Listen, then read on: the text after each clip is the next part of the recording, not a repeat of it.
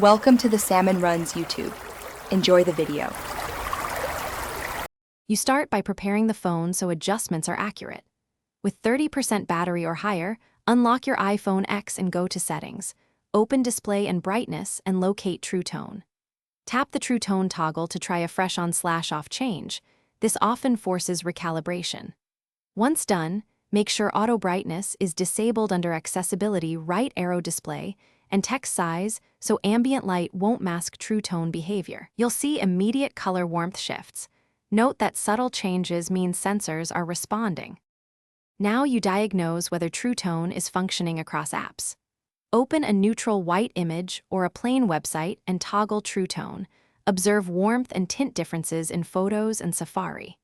If behavior is inconsistent, restart the phone by holding the side button with a volume button until the power off slider appears, then power on again.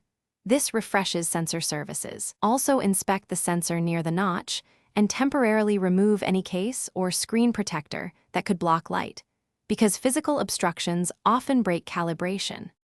Finish by applying system-level fixes to restore True Tone reliability. Update to the latest iOS in Settings right arrow General right arrow Software Update. Updates often contain sensor or display fixes. If updates don't help, reset all settings. This preserves your data but restores display and sensor defaults. Go to Settings right arrow General right arrow Transfer or Reset iPhone right arrow reset all settings. If the problem persists, one key troubleshooting tip. Test with another iPhone X or contact Apple support, since a faulty ambient light sensor may require hardware repair. Thanks for watching. Consider subscribing if we helped you.